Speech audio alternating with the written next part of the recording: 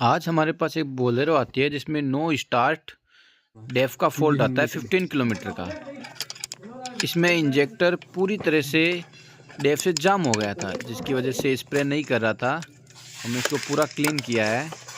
देखिए बहुत ज़्यादा इसमें जाम हो रखा है। ये इसके तोड़ के निकालना पड़ता है इसको।